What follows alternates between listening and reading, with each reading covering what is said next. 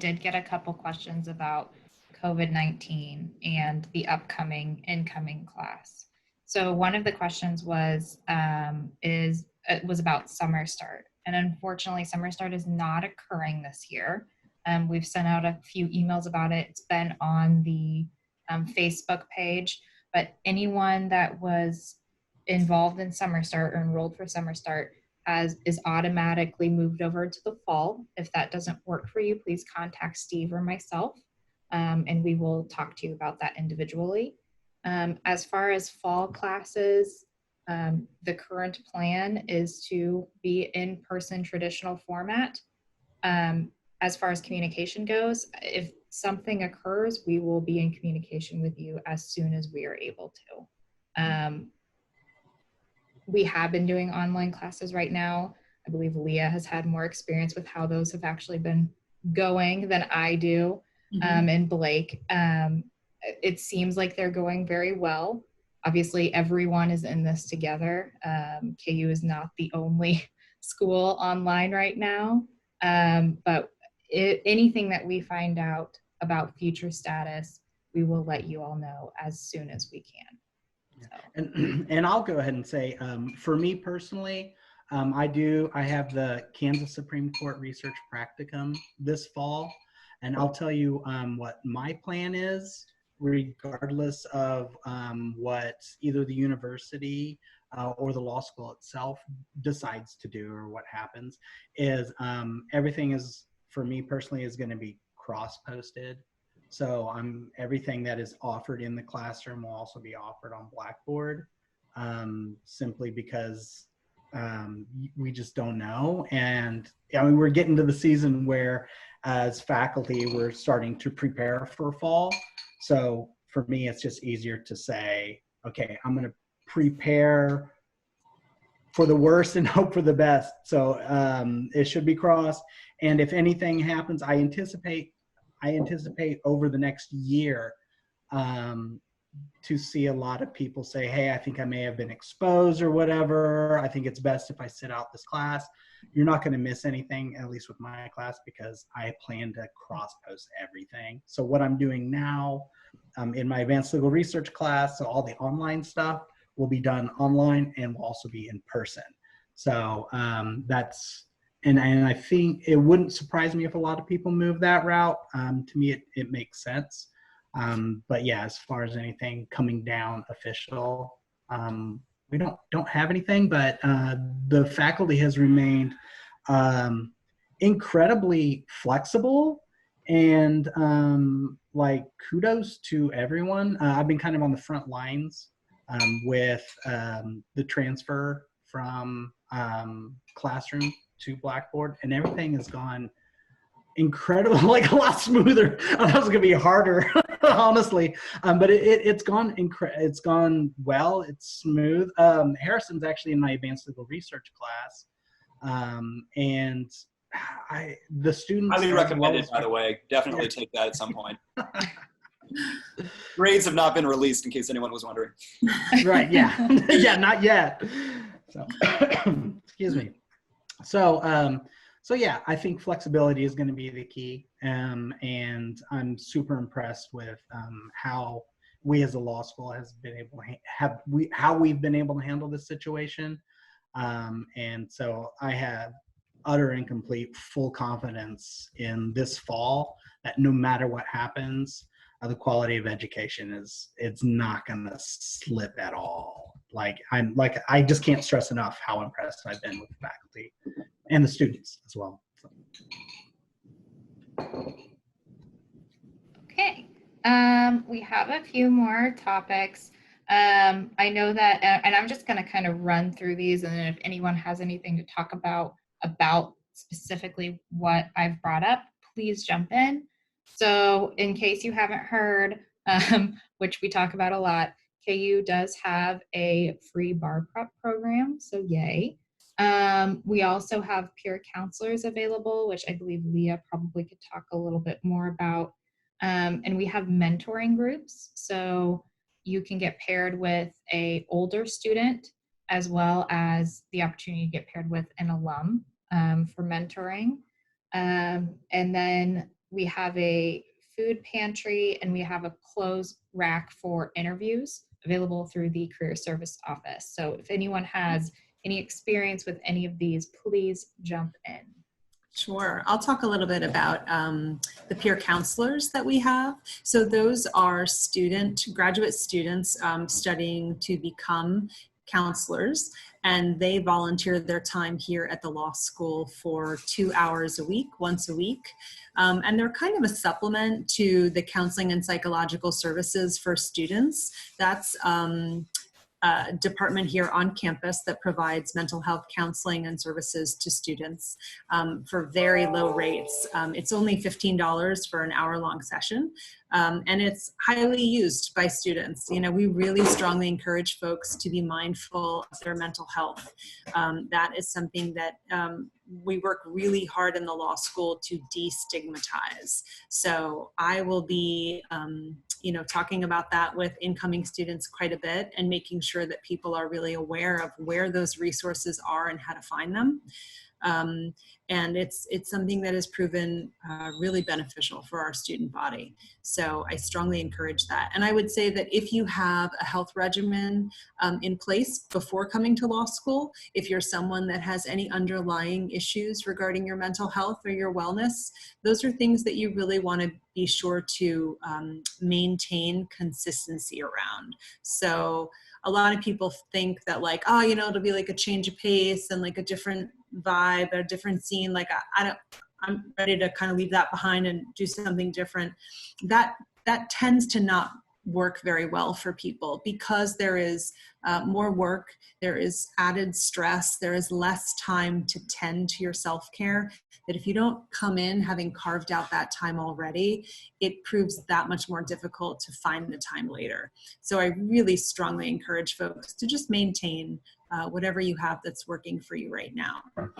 And the other thing that we did last year was we started a professional dress closet. So this is free to students. You can use this at your leisure. So you come and you just take the clothes that work for you. And we have local bar organizations, faculty and staff, and other students who donate clothes. And those are free to students. So it's been it's a great closet.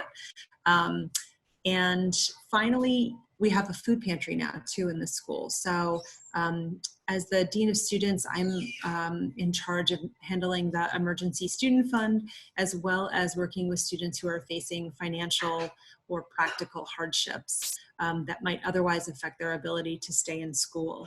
And one of those stressors can sometimes be food insecurity. So we started a food pantry, which we house in a little sort of meditative safe space near my office. And students are free to come and use that as they need. We also have gift cards available for local grocery stores. And all you have to do is ask me for that, and we can get that into your hands as well. So, we want to be as supportive as possible.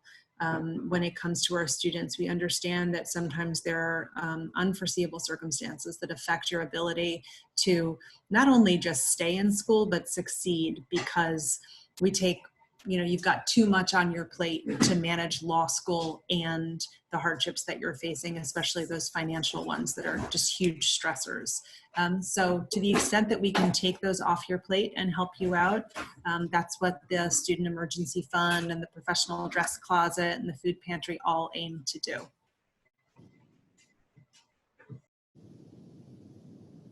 Yeah, I actually have cleaned out some of my closet, and I'm going to be donating some of my old criminal law workwear that I don't need to wear anymore. I'm very excited.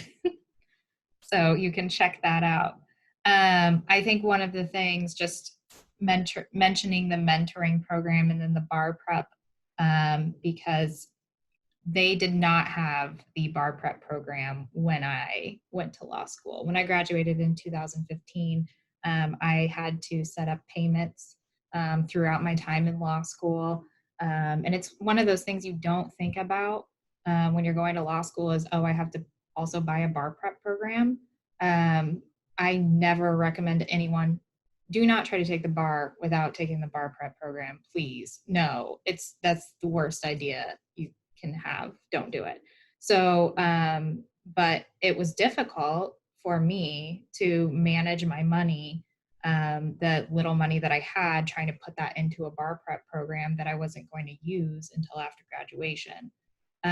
So now KU has the free bar prep program, which is wonderful because you don't have to worry about that. And it is a great program. And I really wish they had had it when I went to law school. I'm a little bummed, not bitter, maybe a little, maybe just a little bitter. But also the 3-to-1 mentoring program, and then also the alumni connections that you make. Pretty much if you decide, and I know that I've talked to many of you about this, and one of the reasons I like KU so much is that if you decide that you want to do something, or you're interested in something, or you find some topic that just really calls to you, if you talk to a professor, then they will help you figure out how to get into that. If you talk to a faculty member, they will help figure out how to connect you with someone in that area. Our career services office is fantastic. So it's a very integrated and communal aspect of KU, is that basically if you decide to do something, we will help you figure out how to do it. Everyone wants everyone to succeed. And I got a question about how to get into those mentoring programs. Can anyone talk about that, please? Sure. So the Career Services Office runs the 1L mentor program, and that's a mentor program meant to pair you up as a 1L in the first part of the year with a practicing attorney or judge. We have a really cool system where you fill out a little bit of a registration sheet identifying anything that is particularly relevant to you. So let's say you want a mentor that works in the area of med mal defense or criminal prosecution, or let's say you want someone who had children when they went through law school because that's familiar to what you'll be facing and you could use that kind of mentorship. We try and pair you based on those areas of interest or preferences. And then we have this huge group of alumni that volunteer to serve as mentors that are all just fantastic people. So even if you don't get set up with somebody who necessarily shares the practice area interests, you're going to get set up with someone who's pretty fantastic. So that's one mentoring program. It's run out of the Career Services Office. And then the 3Ls also offer a 1-to-3 mentor program that pairs up a 1L with a 3L. And then finally, some of the student organizations have mentor programs. I know First Generation Professionals has one. And I also help pair Outlaws and Allies up with some of the practicing attorneys from the local LGBTQ bar organization. So there's a lot of different ways to find your mentors. Some are more formalized than others. But like Bree said, it's really just about asking a faculty or a staff member to connect you with somebody. I mean, I used to work in the Career Services Office, so I have a lot of insights there as well.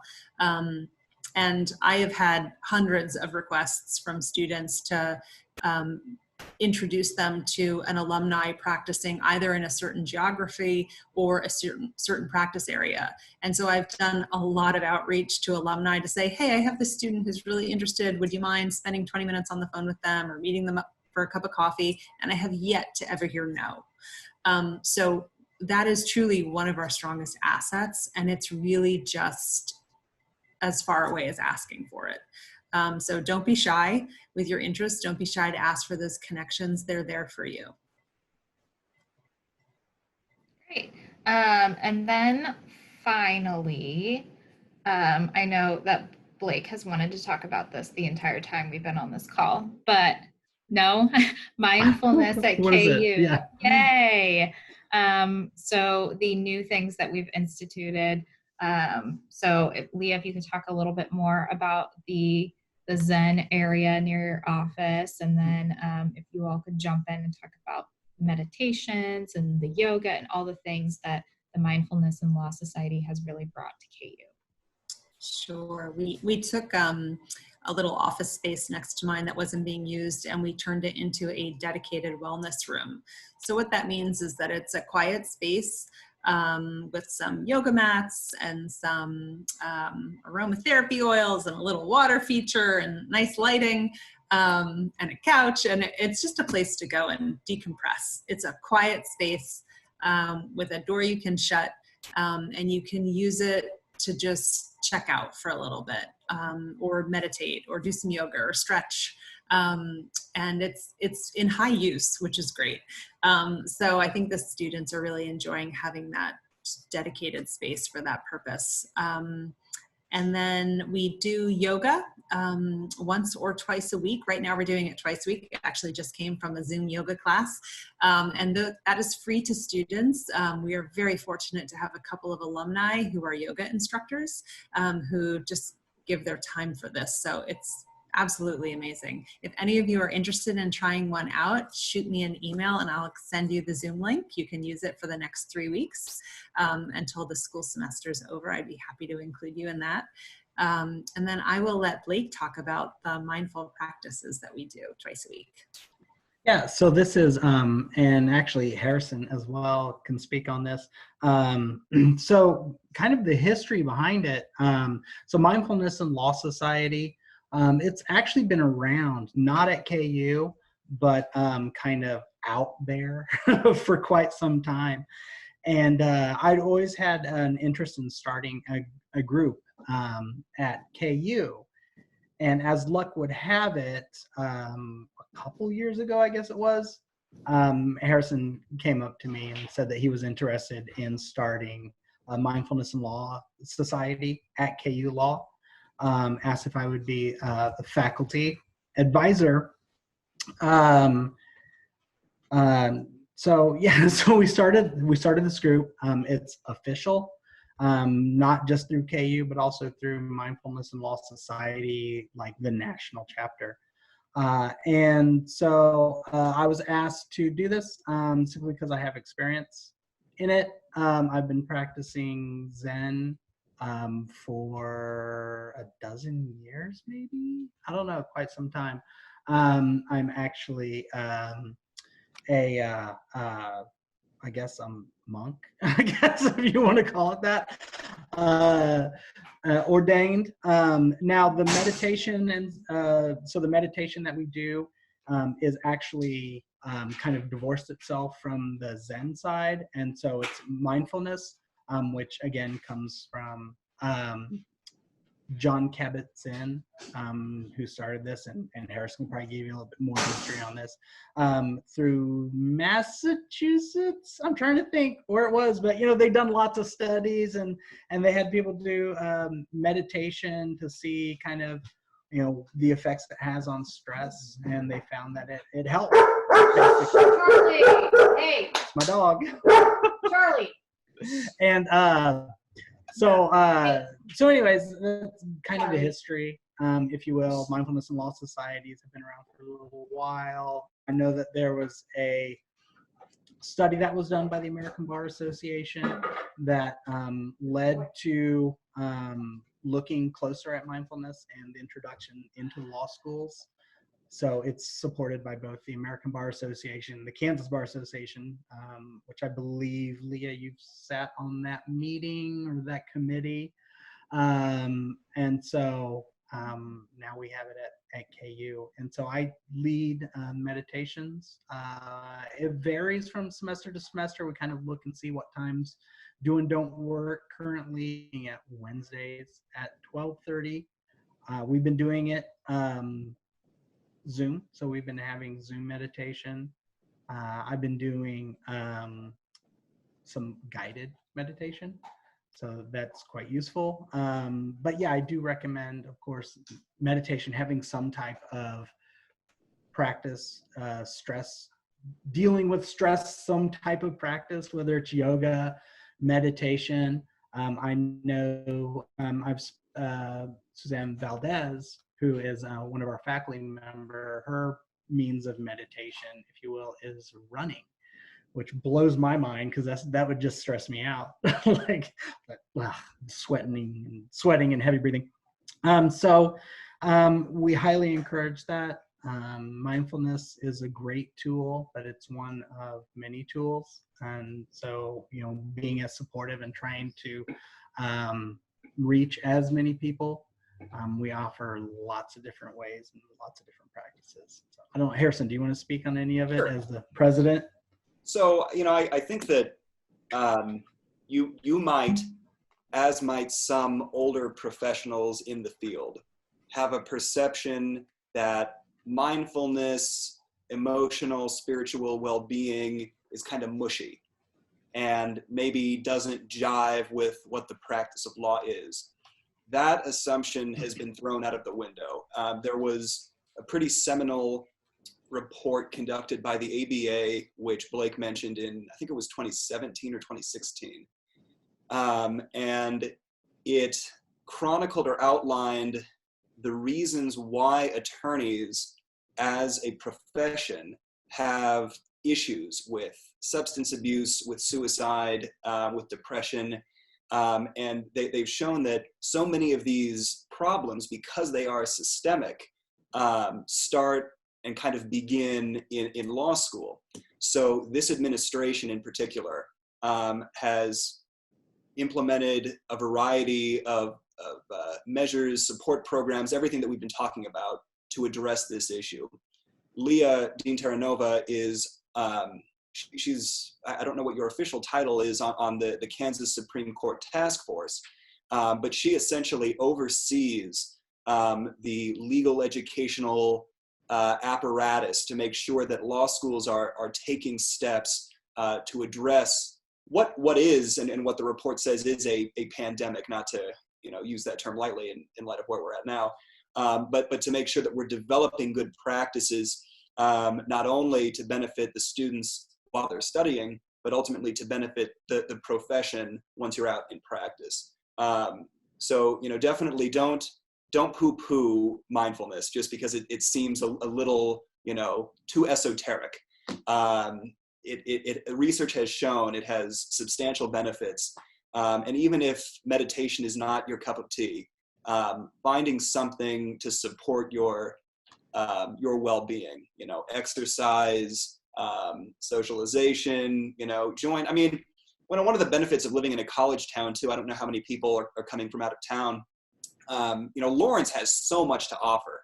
If you want to go to a lecture on something totally random, or see, some Metropolitan Opera singer perform at the School of Music, which is literally across the street, all of those opportunities are free, right? And I would definitely implore you to take advantage of those because it'll make you a better student and a better attorney. Right. Yeah. Yeah, I think actually, yeah. Go ahead. I was going to say, yeah, if I can kind of piggyback on that. Yeah, I think that a lot of mindfulness, yoga practice, yoga, meditation, all those practices, I think that there is this kind of new age, kind of woo-woo idea behind it. But if you knew me, like, I'm the utter and complete opposite of like, namaste. Like, I'm just not that guy. Like, and I cannot stress like strong enough the benefits. And I'm so not new age woo. Like, I've got to be like at the other, I mean, not, and that's fine. Like new age, that's fine. Like, it's fine, not good, not bad, but to, hopefully give you an idea of, you don't have to drink kombucha, which is fine. It's delicious, but no one's requiring of you. Okay, it's horrible. I lied. Well, it's like, no, it's not. It's bad. But yeah, it's not. It is literally. It is any of these practices. Like, try them out. Like, it's for everybody. But as Harrison was saying, if not any of those practices, something else, running, powerlifting, just something that, yeah, exactly. Yeah. Something that really just that you have to give you 100% of yourself to for just a short period of time, for like 20 minutes a day. And the benefits are just, I mean, it's just known. Like, the studies are there, the reports are there, the ABA agrees that the benefits are make it totally worth it. So it may not have to be mindfulness meditation or yoga. Don't poo-poo them. They're great, but it should be something. Highly recommend. Bree, I know we're reaching our hour mark and we probably want to wrap it up. So I would just say one thing in closing, and that is that, I know that the whole crux of this call is about how to be successful in law school. And I just want you to come to law school knowing that the success factors that law school will often define for you, which are things like a great GPA and a prestigious offer from an employer and law review, while those are success markers, they don't really have any correlation with happiness. And that's really important to remember. So before you adopt the definitions of success that law school has put out there for you, it's really important to check in and see if those are in fact your definitions of success. And they may be. For some of you, they will be, but they're not for all of you. So be honest with yourself and authentically decide what success means to you, and turn to all the supports around you to help you figure that out, because that's like a long conversation. That's not something that you can arrive at knowing very quickly or easily. It takes some self-discovery and some exploration, and we're here to help you through that. Right. Thanks for doing this, Bree. This is great. In closing, I just want to say we are all here for you. Obviously, we all think that you are going to go do great things and live your highest self life. And that is why we want you to have your education through KU Law. We want you to be here with us. We're here to support you. If you ever have anything, I'm seeing a little blinking chat. Oh, it's a thank you. I was like, oh no, I have a question. But we are here for you. There are so many different support systems. If you ever have any difficulties, just reach out. Even though I did the admissions part, you can come in my office. I'm in what's the first floor, but it looks like the basement. You can come back and see me, and I am happy to connect you with anyone that you need. If you don't know what you need, I'm here to listen. So Thank you. thank you, everyone. Oh, thank you. And we will get this edited in the appropriate way. I don't do that. I just download it, and then we will get it posted for you. But I hope everyone has a great day. Thanks so much. Bye, everyone. Bye.